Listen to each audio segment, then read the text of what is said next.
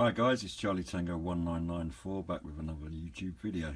I've been looking out recently for any good condition sideband radios to review on this channel, and a couple of weeks ago this Major M588 came up for a pretty reasonable price. Although I've seen one listed before, I didn't have the funds available to get it, but this time around I had enough in the kitty to bid on it and was pleased when it won.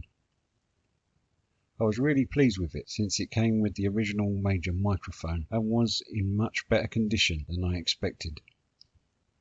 It looks like it's been serviced at some point in recent years, as it had a fairly new looking vinyl wrap which really tidied it up.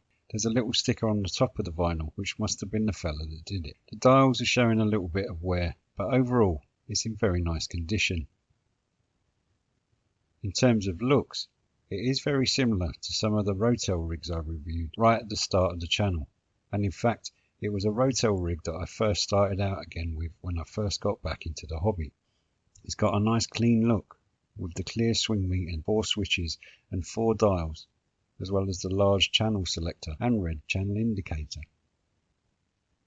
Personally, I think this is a really good looking rig, uncluttered and functional.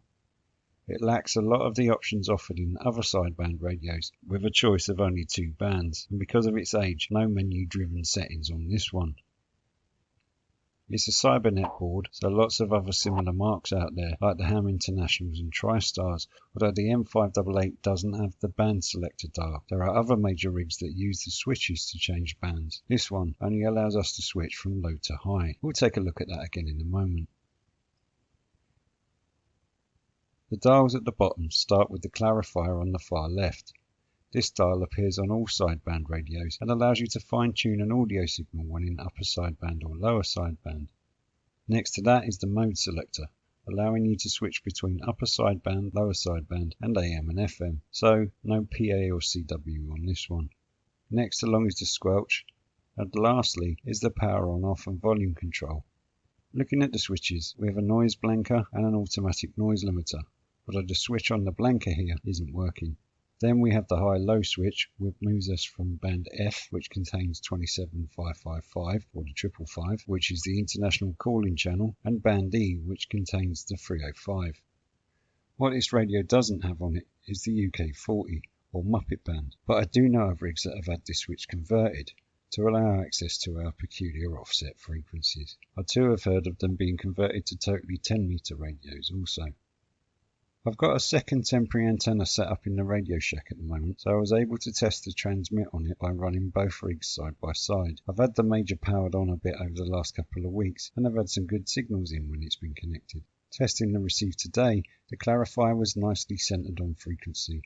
I was also interested to find out what sort of power it was running, so I connected it up to the power meter in the shack, and it showed a healthy 12 watts on FM.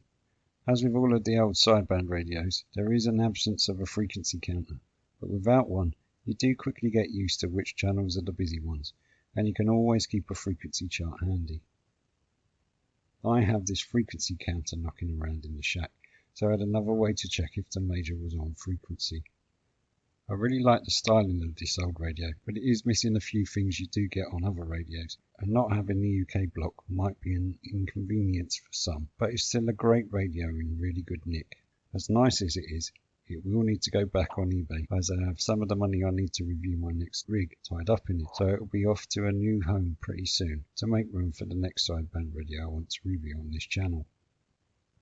I do have one other sideband radio ready to review, which was a bit of a find and came in all the way from the States. Watch out for it then in my next YouTube video, and I'll see you again then. Cheers guys.